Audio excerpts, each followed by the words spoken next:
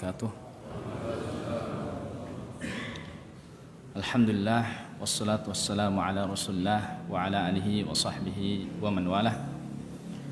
Allahumma la ilma lana illa ma 'allamtana fa'allimna ma yanfa'una wanfa'na bima 'allamtana wa zidna 'ilman ya 'alim. Allahumma la sahla illa ma ja'altahu sahla wa anta taj'alul hazna idza syi'ta sahla. Allahumma ati nufusana taqwaha wa zakkiha anta khairu man zakkaha anta waliyuha wa maulaha. Jamaah yang dirahmati Allah Subhanahu wa taala, kita bersyukur kepada Allah Subhanahu wa taala yang telah menurunkan Al-Qur'an, yang telah mengutus Rasul sallallahu alaihi wasallam untuk hidayah kepada umat manusia. Alif lam mim dzalikal kitabu la raiba fihi hudal lil muttaqin. Alif lam mim, kitab ini tidak ada keraguan di dalamnya sebagai petunjuk bagi orang-orang yang bertakwa. Jamaah yang dirahmati Allah Subhanahu wa taala, di masa jahiliyah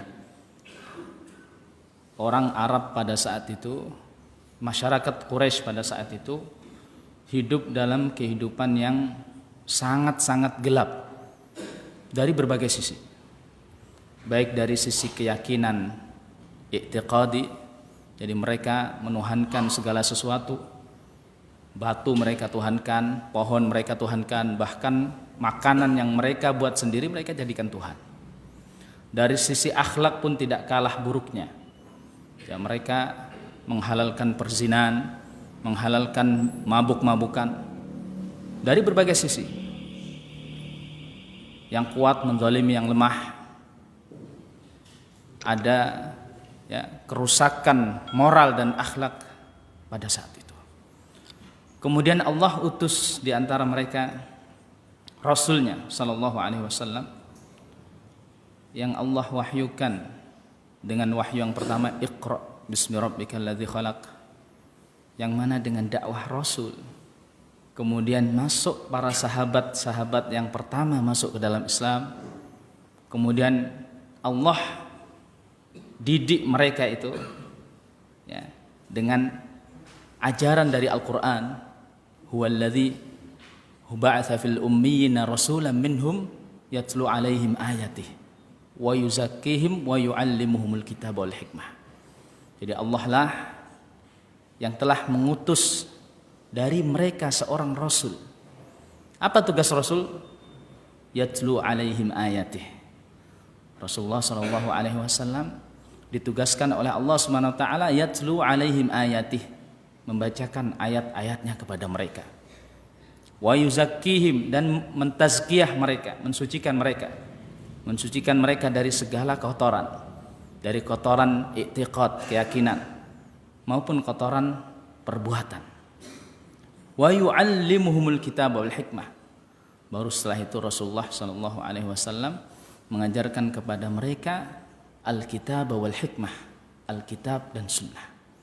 Dan inilah metode yang dilakukan oleh Rasulullah sallallahu alaihi wasallam, sehingga Umar bin Khattab mengatakan, kami itu adalah kaum yang dimuliakan dengan Al-Qur'an. Nahnu qaumun a'azzanallahu bil Islam. Jadi kami adalah kaum yang dimuliakan Allah Subhanahu wa taala dengan Islam.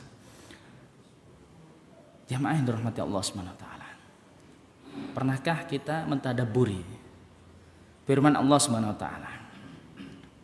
Bismillahirrahmanirrahim. Taha ma anzalna 'alaikal qur'ana litashqa illa tadhkiratan liman yakhsha. Taha, kami tidak menurunkan kepadamu Al-Qur'an supaya kamu menjadi susah. Jadi Al-Qur'an itu diturunkan bukan kita tambah menjadi susah.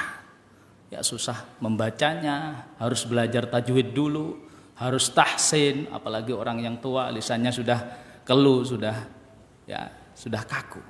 Bukan untuk kita menjadi susah. Kita harus menghafal, ya, mengulang-ulang sampai hafal. Ketika kita sudah hafal kita harus murajaah, bukan hanya itu. Bukan kita untuk menjadi susah. Allah sudah menjelaskan ma anzalna 'alaikal qur'an litashqa. Jadi sungguh kami tidak menurunkan Al-Qur'an supaya kalian susah. Illa tadhkiratan liman yakhsha. Kecuali kami turunkan sebagai pengingat bagi orang-orang yang takut. orang-orang yang takut kepada Allah, orang-orang yang takut kepada azab Allah, yang berharap rahmat darinya, berharap ridho darinya. Inilah orang-orang yang Allah muliakan dengan Al-Quran. Makanya kita dengarkan nasihat dari Al-Imam An-Nawawi rahimahullah ta'ala di dalam kitabnya At-Tibyan fi Adabi Hamalatul Quran. Beliau menjelaskan kemuliaan orang-orang yang hidup bersama Al-Quran, mereka ahlul Quran. Beliau mengatakan, menukil firman Allah Subhanahu wa taala, innal ladzina yatluna kitaballah wa aqamus shalah wa anfaqu mimma razaqnahum sirran wa alaniyah yarjuna tijaratan lan tabur liwaffiyahum ujurahum wa yazidahum min fadlih innahu ghafurun syakur. Sesungguhnya orang-orang yang membaca kitab Allah Subhanahu wa taala dan mendirikan salat, menegakkan salat, wa anfaqu mimma razaqnahum sirra wa alaniyah, dan mereka berinfak, mengeluarkan hartanya, sebagian dari apa yang Allah berikan. Jadi sebagian saja yang Allah titipkan kepada kita, kemudian kita infakkan. Orang yang menafkahkan sebagian hartanya sirra wa alaniyah, baik secara sembunyi-sembunyi maupun secara terang-terangan. Yarjuna tijaratan lan tabur, dengan niat dia mengharapkan perdagangan yang tidak pernah rugi. Ya, perdagangan dengan Allah tidak akan pernah rugi. Perdagangan dengan manusia kadang untung, kadang rugi, kadang ditipu, berkhianat, tapi perdagangan dengan Allah tidak akan pernah rugi. Tidak akan ada yang namanya rugi kalau kita berdagang dengan Allah Subhanahu wa taala.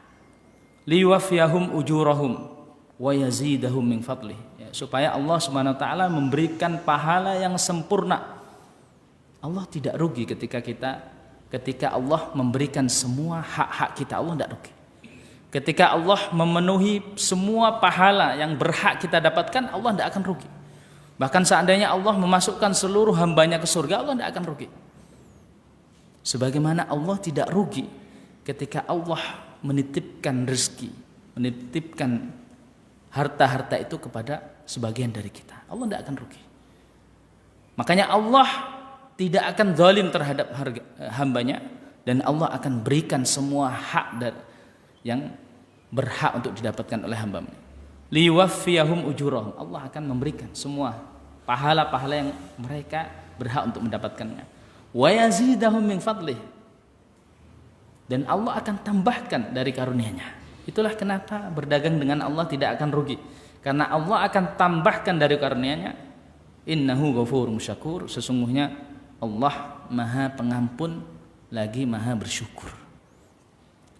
Hambaku, kembalilah kepadaku, minta ampunlah kepadaku, maka aku akan ampuni dosamu. Ghafur, Maha Pengampun. Syakur, Maha Bersyukur. Kita berbuat sedikit, Allah berikan banyak. Syakur. Dari ayat ini, kalau kita amati, ya, innal ladzina yatluna kitaballah. Yatluna kitaballah. Apa makna yatlu?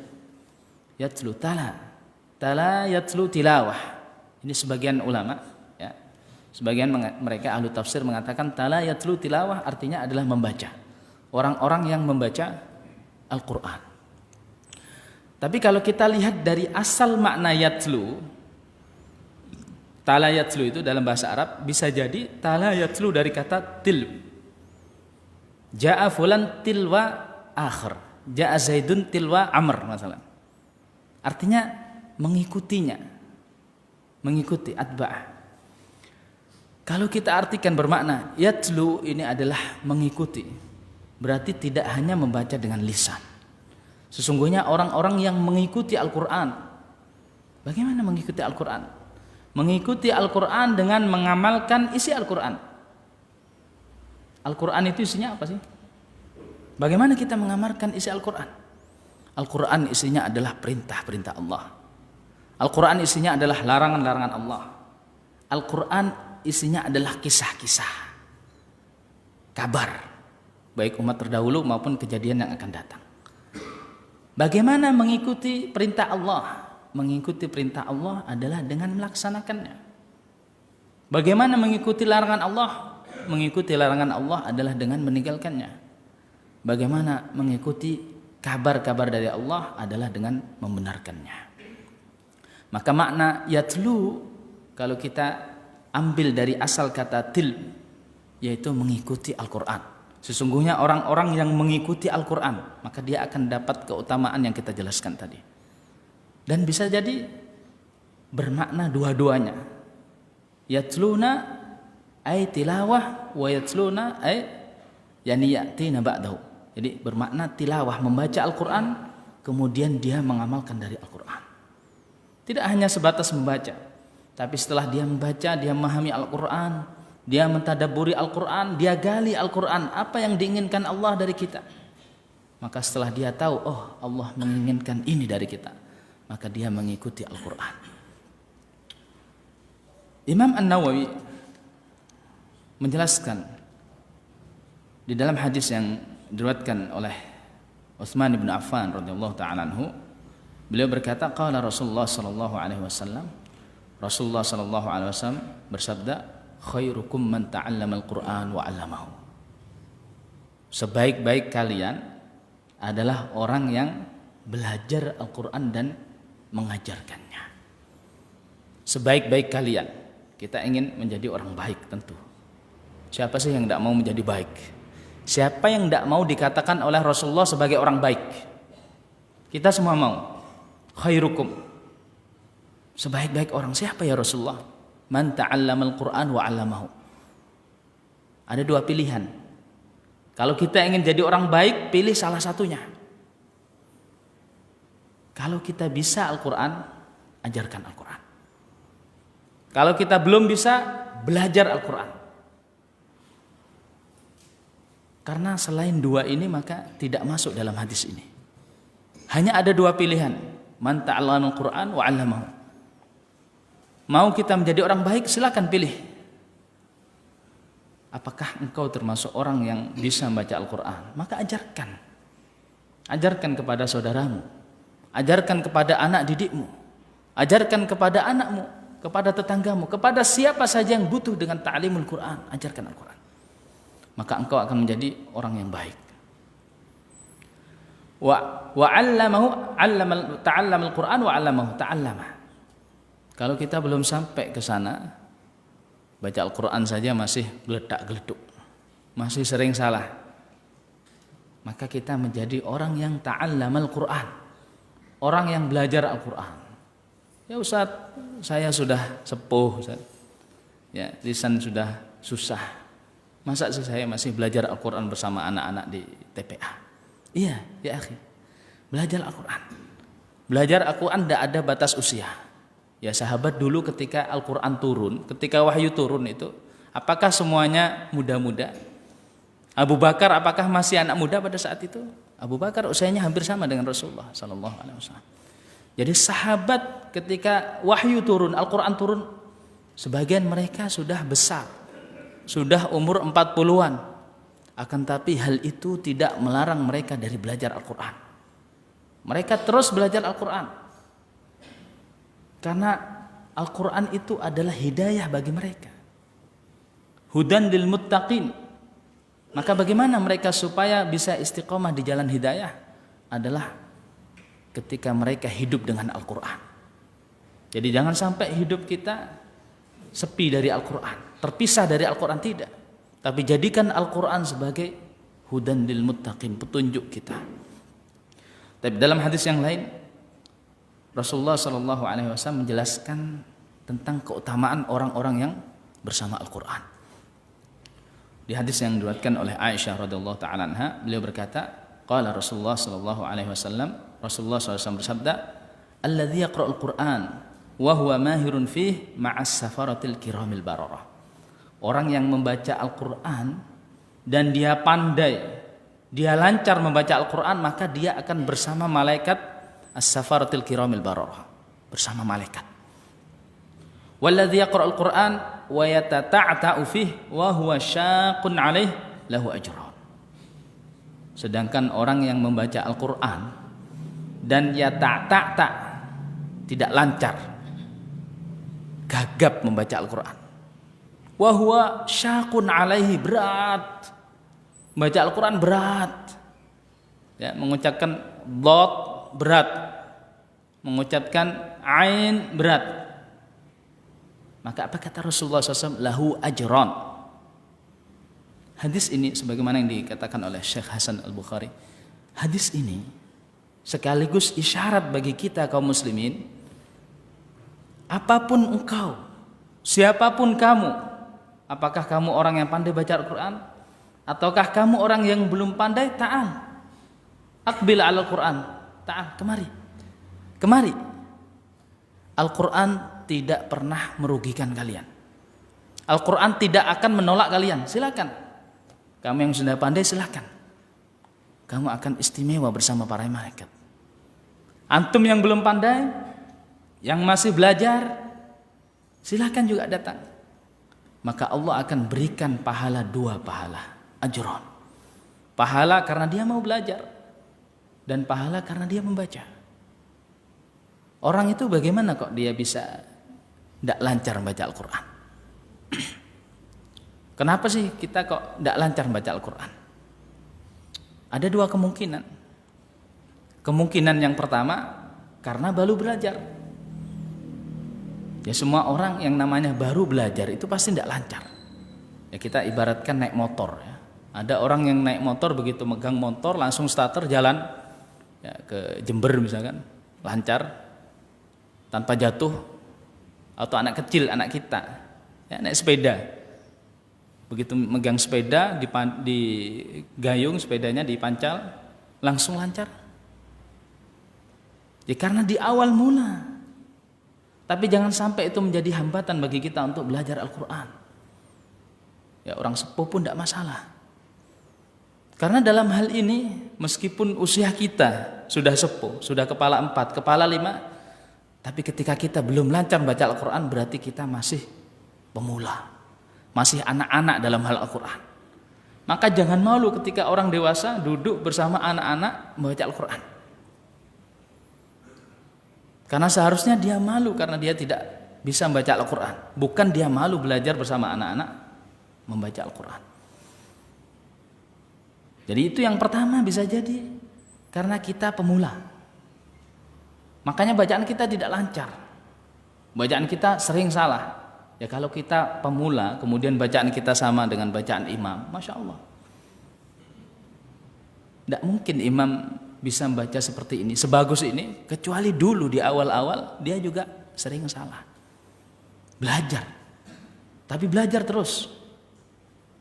Sebab yang kedua, karena lisan sebagian orang itu tidak pas ya ketika melafadzkan huruf-huruf Al-Quran, apalagi orang non-Arab. Bahkan orang Arab tapi kalau tinggal di luar Arab mungkin lisannya pun sudah berubah. Jadi ini yang menyebabkan tidak lancar membaca Al-Quran. Ada huruf-huruf Arab yang tidak bisa dilafadzkan atau tidak ada di dalam bahasanya.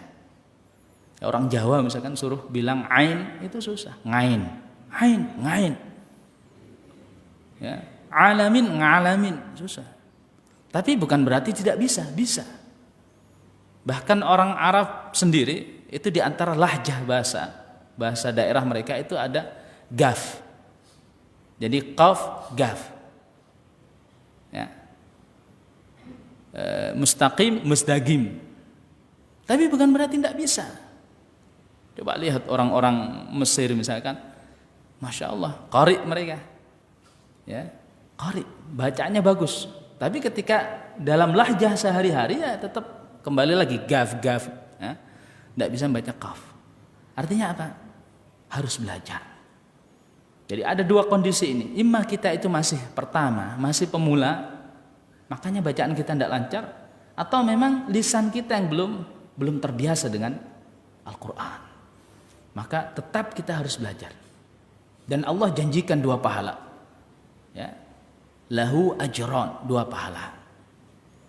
Maka kita terus belajar, jangan berhenti. Ya, apalagi mungkin beberapa bulan lagi ya, itu Ramadan. Ramadan syahrul Quran. Syahrul Ramadan alladzi unzila fihil Quran. Bulan Ramadan adalah bulan yang diturunkan di situ permulaan Al-Quran.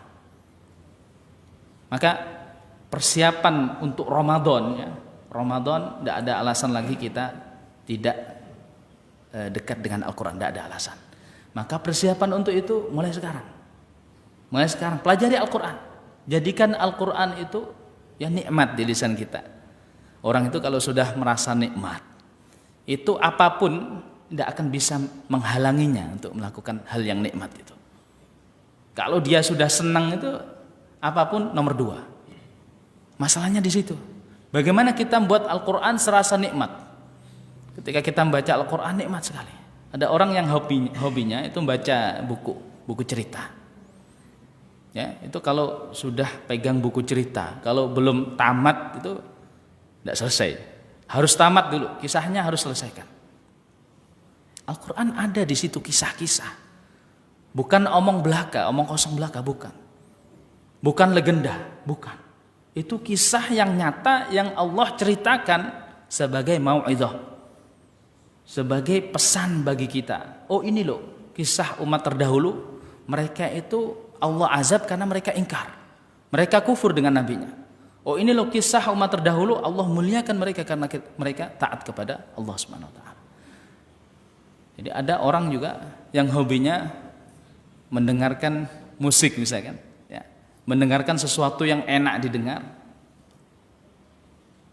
Ini hobi yang meskipun tidak baik, ya ini hobi jelas tidak baik. Tapi cobalah dengarkan Al-Quran, dengarkan lantunan Al-Quran. Apakah Al-Quran itu lebih kita cintai, lebih kita enak, lebih kita tenang ketika mendengarkan Al-Quran atau ketika mendengarkan nyanyian musik? Jelas seorang muslim akan lebih tenang, lebih nyaman, lebih enjoy ketika mendengarkan Al-Quran. Karena ini adalah kalamullah Subhanahu wa taala. Jadi di sini solusinya supaya kita betah dengan Al-Quran, bisa hidup bersama Al-Quran adalah kita jadikan Al-Quran itu nikmat. Dalam hadis yang lain dari Abu Musa Al-Asy'ari radhiyallahu taala anhu, beliau berkata, qala Rasulullah sallallahu alaihi wasallam, Rasulullah sallallahu alaihi wasallam bersabda, "Matsalul mu'minil ladzi yaqra'ul Qur'an matsalul utrujjah." Perumpamaan mukmin yang beriman yang membaca Al-Quran maka seperti buah utrujjah. Ini buah utrujjah itu ya buah. Beliau mengatakan rihuha thayyib wa ta'muha thayyib. Jadi buah ini baunya enak, wangi, dan rasanya pun enak. Nih dalam bahasa Indonesia utrujjah tidak tahu ya, karena ketika di Mekah, di Madinah dulu, karena sendiri pernah cari di pasar-pasar utrujjah, toko buah utrujjah, tapi ya qadarullah belum ketemu. Kalau seandainya ketemu mungkin akan ana ceritakan kepada antum. Tapi antum pahami dari sabda Rasulullah. Rasulullah menggambarkan rihuha thayyib wa ta'muha thayyib. Utrujjah itu buah yang enak, wangi, rasanya enak. Kalau yang orang yang suka durian paling bayangkan durian ya. Kayaknya durian ya. Baunya wangi, rasanya enak. Yang suka jeruk bilang, jeruk ini baunya wangi, rasanya enak. Ya, antum bayangkanlah. Bayangkan sesuatu yang baunya wangi, dicium wangi, dimakan enak. Luar biasa. Ini perumpamaan seorang mukmin. Jadi dia dilihat dari madhar. Orang bertemu dia melihatnya itu enak. Belum kenal dia, belum dengarkan perkataannya, belum melihat tingkah lakunya, tapi dia sudah melihat orang ini enak. Orang ini enak kita bersama mereka. Ada orang itu yang kalau kita jumpa dengannya bertambah iman kita. Lihat wajahnya saja Masya Allah, kita tambah khusyuk. Karena dia mengingatkan kita dengan Allah Subhanahu wa taala. Ya sahabat dulu, ya Hanzalah radhiyallahu taala anhu. Sahabat ini pernah mengeluh kepada Rasulullah sallallahu alaihi wasallam. Ya Rasulullah, kami itu merasakan kalau kami berada di dekatmu itu seolah-olah surga di neraka di hadapan kami. Ya. Jadi mengingatkan akhirat berada di samping Rasulullah sallallahu alaihi wasallam. Tapi kalau kami kembali ke keluarga kami, bersama istri kami, bersama anak-anak kami, seolah-olah kami lupa.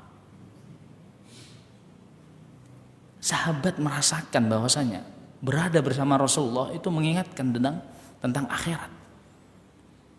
Ketika mereka jauh dari Rasulullah bersama keluarganya, mereka teringat dunia. Maka ada orang-orang yang Allah jadikan dia, ya, ketika kita lihatnya, orang ini mengingatkan kita dengan akhirat. Karena perumpamaan orang ini adalah sama seperti buah utrujah yang tidak hanya manis rasanya, tapi juga baunya harum. Jadi dari jarak yang jauh, ya, kelihatan fulan, fulan, masya Allah, alhamdulillah, kita sudah semangat untuk ibadah. Ditelepon sama fulan, ayo ada kajian, masya Allah, kita semangat untuk menghadiri kajian.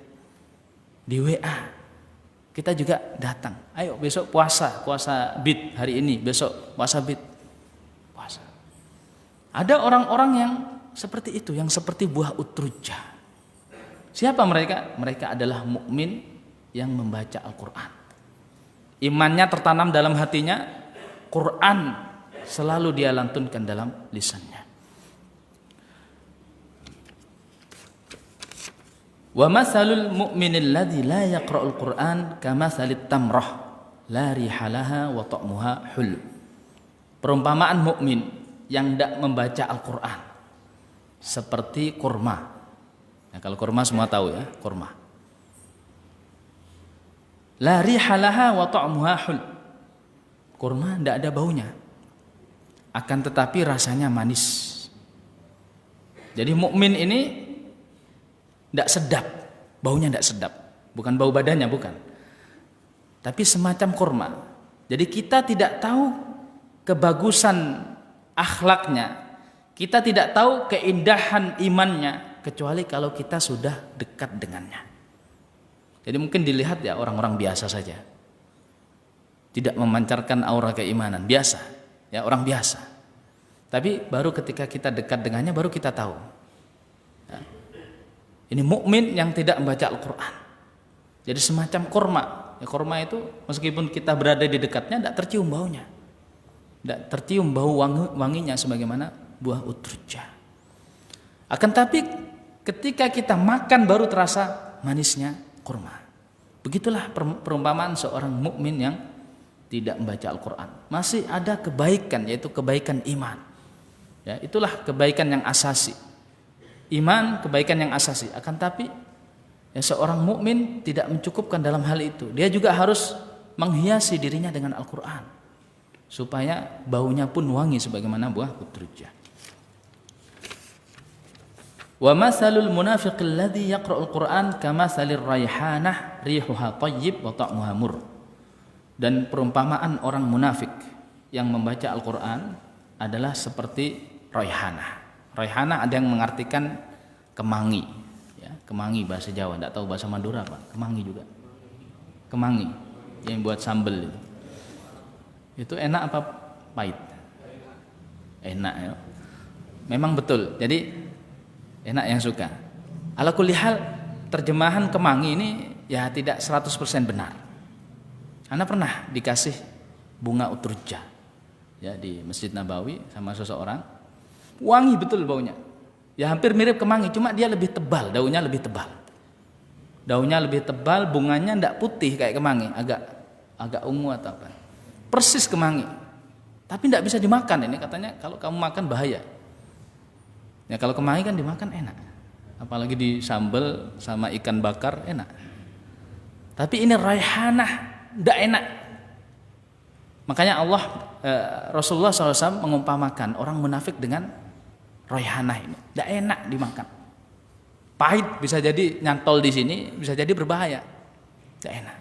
Tapi karena dia membaca Al-Quran, maka baunya wangi.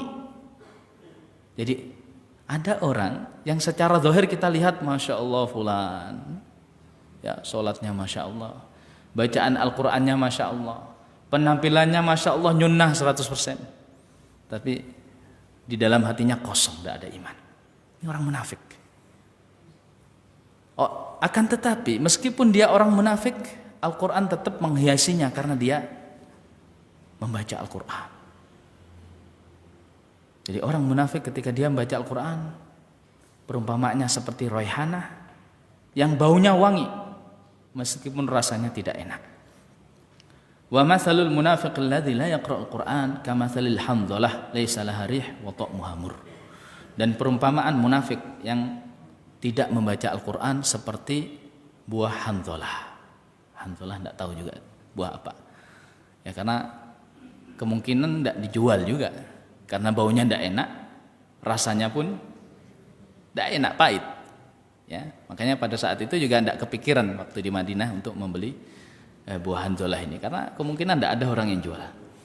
Akan tapi kita pahami dari penjelasan Rasulullah SAW, enggak ada baunya. Enggak ada baunya. Dan rasanya pun pahit. Ya, ada orang-orang semacam ini, ya. Dilihat juga tidak menampakkan keimanan. Kalau kita muamalah dengan mereka juga tidak ada imannya, sering berkhianat, sering dusta, muamalahnya buruk, berkata kasar. Ini orang-orang munafik yang tidak baca Al-Quran. Nah, dalam hadis ini Rasulullah SAW membagi manusia menjadi 4 bagian. Ya. Orang mukmin yang baca Al-Quran, orang mukmin yang tidak membaca Al-Quran, orang munafik yang membaca Al-Quran, orang munafik yang tidak membaca Al-Quran. Maka jadilah yang pertama mukmin yang membaca Al-Quran. Jadi supaya baik luar dalam. Dengan iman saja itu cukup betul. Dengan iman saja kita selamat betul. Tapi alangkah baiknya ketika kita hiasi diri kita dengan Al-Quran. Karena dengan itu bisa jadi menjadi faktor kita diterima di masyarakat. Ada yang mengeluhkan, ya Ustadz, kita sudah berdakwah, kita sudah berusaha menyadarkan masyarakat, menjelaskan kepada masyarakat, akan tapi kita malah diusir, Ustadz, ditolak, Ustadz. Coba kamu hiasi dirimu dengan Al-Quran.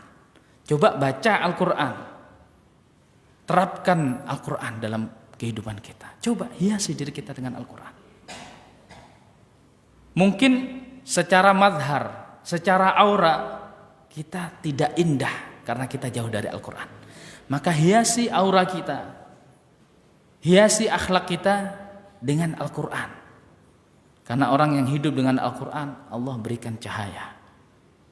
Allah jadikan dia indah di mata manusia. Dan ini bisa jadi menjadi faktor kita diterima dalam dakwah kita. Dalam sebuah hadis dari Umar bin Khattab radhiyallahu taala anhu, bahwasanya Rasulullah SAW bersabda, Inna Allah Ta'ala yarfa'u bihadzal kitabi aqwaman wa yad'u bihi akharin. Sesungguhnya Allah SWT mengangkat dengan kitab ini, dengan Al-Quran ini, sebagian kaum. Dan Allah akan merendahkan juga sebagian kaum yang lain dengan kitab ini. Hadis ini suatu ketika Umar bin Khattab pada saat beliau menjadi khalifah. Beliau itu khalifah biasanya sering keliling, ya, sering keliling. Ini pemimpin pada saat itu kalau dia jadi pemimpin itu sering keliling melihat rakyatnya, dilihat. Bukan sebelum jadi pemimpin, tapi ketika pas sudah jadi pemimpin keliling, dilihat rakyatnya. Suatu ketika Umar pergi ke Mekah, ya pergi ke Mekah, kemudian gubernur Mekah menjemput Umar bin Khattab sebelum beliau masuk, beliau dipapak istilahnya, ya. Jadi disambut di luar kota Mekah. Ketika bertemu dengan gubernur Mekah ini, Umar bertanya, siapa yang kamu tinggalkan di Mekah? Artinya siapa yang engkau wakilkan ini? Gubernur ini engkau wakilkan kepada siapa di Mekah? Maka gubernur Mekah mengatakan kepada Ibnu Abza. Umar bin Khattab itu orang Mekah dulu kan. Sebelum hijrah beliau orang Mekah, orang Quraisy. Tokoh, pasti kenal semua tokoh-tokoh Quraisy. Tapi tidak ada di antara tokoh Quraisy itu yang namanya Ibnu Abza, tidak kenal Umar. Maka Umar heran, siapa Ibnu Abza? Maka gubernur ini mengatakan Maula. Maula itu adalah budak yang dibebaskan. Jadi dia asalnya adalah budak, kemudian dibebaskan. Maka Umar sontak kaget. Orang Quraisy, ya, Quraisy itu orang Arab pilihan. Ya. Di situ ada nasab Rasulullah Shallallahu Alaihi Wasallam. Orang Quraisy di Mekah, di Baitullahil Haram, mengamanahkan gubernur, pemimpin kepada Maula. Heran Umar, tidak mungkin. Ya, orang Arab pada saat itu tidak mau kalau pemimpinnya bukan tokoh mereka, dari kabilah mereka, tidak mau. Ini bagaimana mungkin Ibnu Abza, Maula, mantan budak menjadi pemimpin?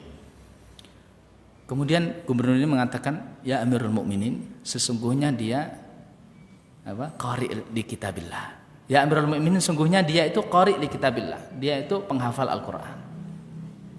Maka Umar mengatakan hadis ini, ya, sungguhnya Rasulullah SAW bersabda, sesungguhnya Quran ini mengangkat sebagian kaum dan merendahkan sebagian kaum. Tidaklah Ibnu Abza itu layak untuk menjadi gubernur kecuali dia diangkat derajatnya oleh Al-Quran. Di perang Uhud, ketika ada sekitar 70-an sahabat yang gugur syahid pada saat itu, dan kaum muslimin dalam kondisi lemah, ya, mereka banyak yang terluka, capek. Tidak mungkin mereka menggali 70 lubang, ya, 70 kuburan, karena kondisi capek. Akhirnya mereka menggali beberapa saja dan mereka masukkan di satu kuburan itu, ya, 2 atau kadang 3 jenazah. Maka apa kata Rasulullah SAW? Ya, Rasulullah SAW menanyakan, siapa di antara 2 orang ini yang paling banyak Al-Qur'annya? Kalau dikatakan fulan paling banyak Al-Qur'annya, maka Rasulullah mengatakan, ini majukan, ini dahulukan di lahatnya. Apa makna ini? Apa manfaatnya kok didahulukan di lahat? Ya, kalau didahulukan dalam urusan selama dia masih hidup, misalkan jadi gubernur, ini layak. Penghafal Al-Quran, misalkan jadi komandan perang, layak. Masih hidup, ini sudah meninggal. Apa? Rasulullah ingin menunjukkan bahwasanya penghafal Al-Quran, orang yang dekat dengan Al-Quran, orang yang hidup dengan Al-Quran, mereka layak untuk didahulukan dalam segala hal. Bahkan sampai di liang lahat. Maka siapa yang paling banyak hafalannya di antara 2 orang yang akan dikuburkan di satu kuburan ini, dialah yang dimajukan, yang didahulukan di lahat. Al-Quran. Innallaha yarfa' bihadzal Qur'an aqwaman wa yad'u bihi al-akhirin. Dan Allah akan, ya, merendahkan sebagian orang dengan Al-Quran. Ini bukan berarti Al-Qurannya rendah, bukan. Tapi ada orang yang belajar Al-Quran hanya untuk mencari kelemahan Al-Quran. Ingat, Al-Quran hujjatun laka au alaika. Jadi Al-Quran itu menjadi hujjah bagi kita, yang akan menolong kita, membantu kita nanti di hari kiamat, atau menjadi hujjah alaika. Na'udzubillah. Menjadi hujjah yang mana Quran ini akan menjadi musuh kita di hari kiamat. Na'udzubillah. Jadi mereka-mereka yang baca Al-Quran, yang mempelajari Al-Quran hanya untuk mencari kelemahan Al-Quran, mencari kelemahan Islam, maka mereka lah orang-orang yang Allah rendahkan dengan Al-Quran. Dalam hadis yang lain dari Abu Umamah Al-Bahili radhiyallahu ta'ala anhu qala sami'tu Rasulullah sallallahu alaihi wasallam yaqul iqra'ul Qur'an fa innahu ya'ti yaumal qiyamati syafi'an li ashabihi. Rasulullah SAW bersabda, bacalah Al-Quran, karena sungguhnya Al-Quran itu datang pada hari kiamat sebagai pemberi syafaat bagi orang yang hidup bersama Al-Quran dulunya. Jadi Al-Quran menjadi syafaat bagi kita, bagi orang yang dahulu hidup dengan Al-Quran, membaca Al-Quran, mempelajari Al-Quran, mengamalkan Al-Quran. Di hari kiamat itu, di hari penghisapan, kita sangat butuh dengan sesuatu apapun, sekecil apapun yang bisa memberatkan timbangan kita. Makanya di antara kita itu jangan bangga dengan amalannya. Tidak ada seseorang pun yang masuk surga dengan amalannya. La yadkhulu ahadunil jannah amaluhu. Ya, tidak ada seorang pun yang masuk surga dengan amalannya. Tidak ada. Ya, karena apa? Karena kalau kita bandingkan amalan kita dengan dosa kita, atau katakanlah mungkin orang yang dosanya sedikit tapi nikmat Allah yang Allah berikan kepada kita, yang wajib untuk kita syukuri. tidak ada apa-apanya. Maka jangan sampai di antara kita itu gurur, magrur, tertipu dengan amalannya. Mengatakan, ya Ustadz, alhamdulillah saya sudah menjaga sholat 5 waktu, menjaga sholat sunnah, qiyamul lail, puasa Ramadan, puasa sunnah, zakat, sedekah, semua sudah saya kerjakan, haji tiap tahun. Jangan. Ini amalan ini sedikit dibandingkan dengan kenikmatan yang Allah berikan kepada kita. Makanya pada hari kiamat seseorang itu akan berharap amalan-amalan apapun, sekecil apapun yang dulu dia lakukan di dunia. Termasuk diantaranya adalah syafaat. Ketika amalan itu ditimbang dengan dosa, maka dia berharap syafaat, yang mana syafaat ini akan memberatkan timbangannya. Maka orang yang dulunya hidup bersama Al-Quran, Al-Quran akan datang menjadi syafaat, menjadi pemberi syafaat bagi orang-orang yang hidup bersamanya. Dalam hadis yang diriwayatkan oleh Abdullah bin Umar radhiyallahu ta'ala anhuma, ani Nabi sallallahu alaihi wasallam qala la hasada illa fi itsnatain. Rajulun atahu Allahul Qur'an wa huwa yaqumu bihi ana al-lail wa ana an-nahar, wa rajulun atahu Allahu malan fa huwa yunfiquhu ana al-lail wa ana an-nahar. Jadi tidak ada hasad kecuali dalam 2 hal. Jadi hasad di sini yang dimaksud adalah ghibtah. Jadi hasad itu ada hasad yang baik, yaitu dikatakan dengan ghibtah. Ada hasad yang buruk, tidak ada baiknya. Jadi hasad itu apa? Ya, hasad itu sebagaimana yang disebutkan oleh Imam An-Nawawi, ya, hasad tamanni zawalin ni'mah an ghairihi. Jadi hasad itu mengharapkan hilangnya nikmat yang ada pada orang lain. Ada orang lain dapat nikmat panas, pengen nikmat itu hilang. Orang lain baru beli mobil, ya, hasad. Dia berhasad, ya, pengen mobilnya dicuri orang. Orang lain dapat pekerjaan yang bagus, dia hasad, pengen dia dipecat dari pekerjaannya. Hasad. Ini buruk, tidak ada baiknya. Tapi ada yang namanya ghibtah. Dan dalam hadis ini yang dimaksud adalah ghibtah, yaitu tamanni mithlaha min ghairi zawaliha.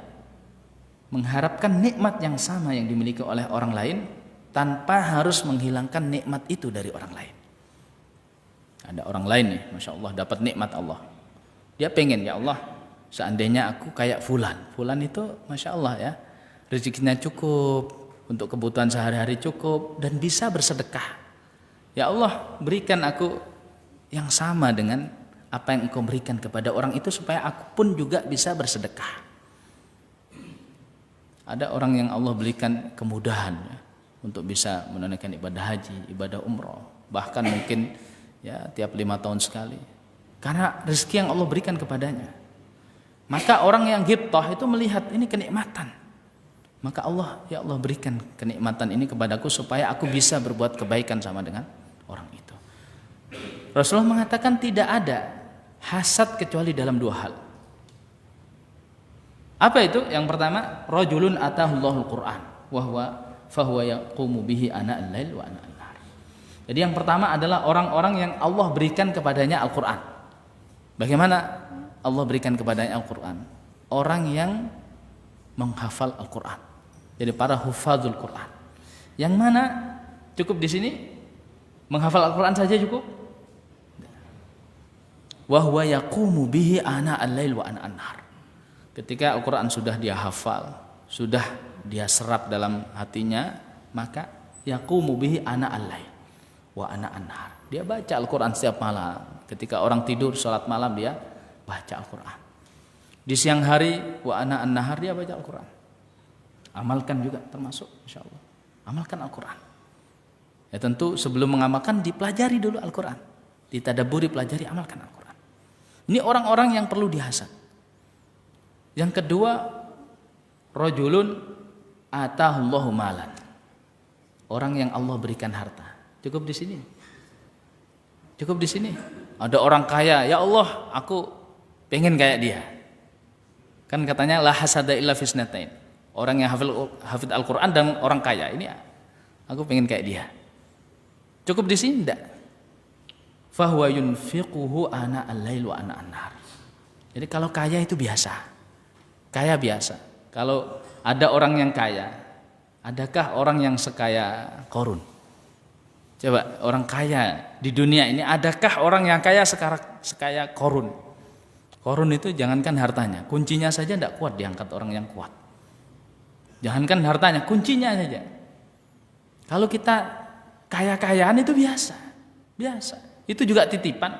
Sekaya apapun kita, kalau kita mati, kuburannya ya tetap dua kali satu. Ya, tetap segitu. Tidak ada orang meninggal kemudian kuburannya selapangan bola, tidak ada. Hartanya pun ditinggalkan, tidak ada. Kalau kaya itu biasa. Tapi yang luar biasa itu fahuwa yunfiquhu ana al-lail wa ana an-nar. Ini yang luar biasa. Sebagian kita kaum muslimin itu kalau belajar sirah, belajar kisah para sahabat, terutama sahabat yang kayak Utsman bin Affan, Abdurrahman bin Auf, itu berhenti pada oh ini loh Abdurrahman bin Auf itu kaya. Berhenti situ. Abdurrahman bin Auf pedagang kaya raya di Mekah, dia hijrah tinggalkan semua hartanya. Datang ke Madinah cuma bawa pakaiannya saja. Sampai di Madinah dipersaudarakan dengan orang Ansor. Ini orang Ansor yang baik. Bilang, wahai saudaraku, aku punya istri lebih dari satu. Kamu pilih siapa saja, nanti aku ceraikan, kamu nikahi. Ya, aku punya harta yang banyak, aku bagi dua. Punya rumah yang luas, bagi dua. Abdurrahman tidak mau. Abdurrahman bin Auf tidak mau. Tunjukkan aku pasar. Kemudian lantas dia nanti menjadi kaya. Ini sebagian kita di sini berhenti. Tidak dikaji Abdurrahman bin Auf itu. Selain dia kaya, infaknya jos. Ya jangan kaya saja berhenti situ, jangan. Kaya tapi infaknya juga jos. Bahkan Abdurrahman bin Auf ini pernah mengeluh sama Ummahatil Mukminin, ya. Istri-istri Rasulullah SAW. Mengeluh karena apa? Mengeluh saking kayanya, dia takut. Saking kayanya, ada orang yang takut karena kaya, Abdurrahman bin Auf. Maka Ummahatul Mukminin ini mengatakan, ya bunayya anfiq. Ya, wahai anakku, ya karena Ummahatul Mukminin, ya ibunda kaum mukminin, ya bunayya anfiq, infakkan. Orang yang kaya, yang hartanya dia infakkan, ana al-lail wa ana an-nahar, dia infakkan malam maupun siang. Ada donasi, bantu apapun, bantu untuk saudara kita yang terkena dampak erupsi di Semeru, bantu. Masjid rusak, pembangunan masjid, bantu. Kegiatan dakwah, bantu. Kegiatan sosial, bantu. Jadi dia hartanya di tangannya, tidak sampai masuk ke dalam hatinya. Ini dua golongan yang patut kita hasadi, patut kita hasad kepada mereka. Ya tentu hasad yang dimaksud sini ya jangan ya pengen doang, ya. Ya Allah aku pengen hafal Al-Quran tapi tidur. Ya Allah aku pengen kaya tapi tidak mau bekerja. Ini bukan orang mukmin kalau begini, ya. Jadi orang mukmin itu dia tawakal dan dia lakukan ikhtiar. Ketika ingin menghafal Al-Quran, ya dia harus berusaha untuk menghafal Al-Quran, membaca Al-Quran, mengulang-ulang. Ketika dia pingin kaya, pingin Allah berikan rezeki sehingga rezekinya ini bisa membantu Islam, maka dia harus bekerja. Baik. Masih sampai jam berapa ini? Nah, masih ada waktu ya? Sampai jam berapa? Ini takut ada yang terburu kerja, ya. Baik, masih ya. Di dalam hadis yang diriwayatkan oleh Abdullah bin Mas'ud radhiyallahu ta'ala anhu, beliau berkata, qala Rasulullah sallallahu alaihi wasallam, man qara'a harfan min kitabillah falahu hasanah wal hasanatu bi asyri amsalha. Dalam sebuah hadis yang sangat istimewa, sangat memotivasi kita untuk membaca Al-Quran. Rasulullah SAW bersabda, barang siapa yang membaca satu huruf dari Al-Quran, maka dia akan mendapatkan satu pahala, satu kebaikan. Dan satu kebaikan sama dengan 10 kebaikan. Kebaikan itu akan Allah lipatkan menjadi 10 kebaikan. La aqulu alif lam mim harf, bal alifun harf wa lamun harf wa mimun harf. Jadi aku tidak mengatakan alif lam mim itu satu huruf. Tapi alif itu satu huruf, mim satu huruf, lam satu huruf, mim satu huruf. Dalam hadis ini Rasulullah SAW memotivasi kita untuk membaca Al-Quran dan menjelaskan kepada kita pahala orang yang membaca Al-Quran. Rasulullah mengatakan sallallahu alaihi wasallam, kalau kita baca Al-Quran, satu huruf yang kita baca sama dengan 10 kebaikan. Dan satu huruf itu bukan satu kalimat alif lam mim, bukan. Tapi alif lam mim itu 3 huruf, karena alif itu satu huruf, lam satu huruf, mim satu huruf. Berarti 3 huruf.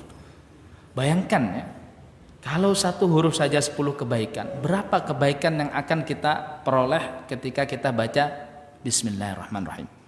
Berapa? Satu huruf 10 kebaikan. Bismillahirrahmanirrahim berapa?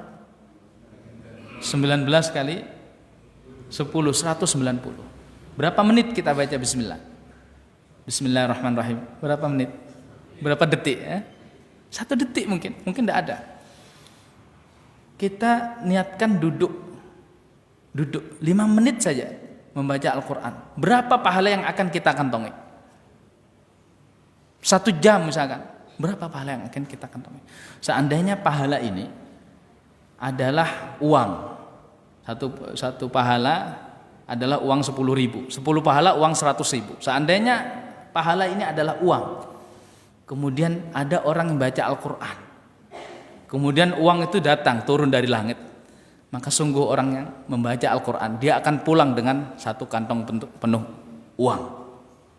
Dan tidak ada orang yang kerja sudah baca Al-Quran. Tapi karena ini pahala tidak bisa terlihat, akhirnya kita menyepelekan. Ini berapa banyak pahala yang lewat dari kita? Banyak. Jamaah sekalian ya, sehari ya, jujur saja, berapa menit kita habiskan untuk membuka HP kita? WhatsApp, Telegram, Instagram, Facebook, YouTube. Tidak terasa ya. Kadang sambil makan ya. Makan, kalau kita makan biasa langsung mungkin 1/4 jam selesai. Tapi sambil lihat ini mungkin 1 jam tidak habis. Berapa jam? Hitung setiap hari kita habiskan untuk melihat HP ini. Bayangkan kalau waktu itu kita gunakan untuk membaca Al-Quran, maka berapa pahala yang akan kita kantongi. Tapi itulah taufik ya. Taufik biadillah. Jadi taufik biadillah, hanya orang-orang yang mendapatkan taufik dari Allah sajalah yang sadar itu. Subhanallah, waktu itu mahal ya, kita tidak tahu kita itu sampai umur berapa, sisa umur kita tinggal berapa. Ya sudah, kita manfaatkan waktu untuk baca Al-Quran. Waktu luang kita baca Al-Quran ya. Sambil menunggu buka puasa kita baca Al-Quran, sambil menunggu qomat ya, Masya Allah, alhamdulillah qomatnya luar biasa panjang.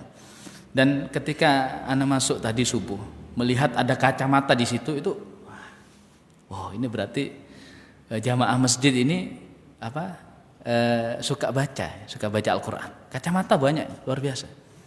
Berarti jamaah masjid sini baca Al-Quran. Tidak selang berapa lama setelah sholat sunnah, ana duduk di situ sampai qomat. Ana lihat, kok tidak ada yang ngambil ya? Ini hiasan saja atau fasilitas untuk membaca Al-Quran? Sayang. Ini yang wakaf, mereka wakafkan untuk dipakai. Tetapi ana husnuzon saja. Ini alhamdulillah mungkin orang-orang sini, jamaah sini ini masih sehat, jadi tidak butuh kacamata. Ini husnuzon anaknya. Nah, Masya Allah. Jadi memang penting baca Al-Quran. Tidak akan rugi, pahalanya besar. Maka ada ya, mungkin solusi yang bisa kita pakai adalah Al-Quran yang kecil itu, Al-Quran jaib. Kalau yang matanya masih kuat itu jadikan kemana-mana Al-Quran saku. Di saat kita sedang mengantri misalkan, baca Al-Quran. Dimanapun kita tidak usah malu. Ya, ada di antara kita mau baca Al-Quran malu saat malu. Orang maksiat saja tidak malu. Padahal maksiat dosa tidak malu.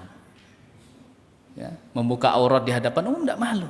kita beribadah, baca Al-Quran, baca kitab kita yang merupakan hudan, petunjuk bagi orang yang bertakwa, malu.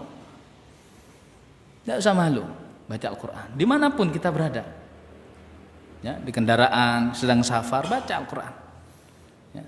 Karena sungguh itu pahala yang mana, ya, akan merugi orang-orang yang lalai dari Al-Quran ini, lalai dari pahala ini. Ini berapa pahala yang lewat dari kita. Baik.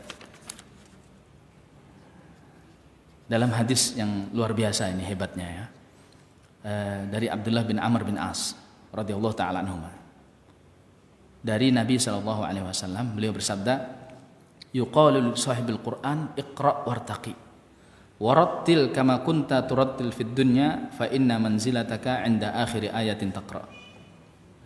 Rasulullah SAW bersabda, akan dikatakan kepada sahibul Qur'an, orang yang dahulu di dunia membaca Al-Quran, di surga dikatakan, iqra wartaqi, baca Al-Quran dan naiklah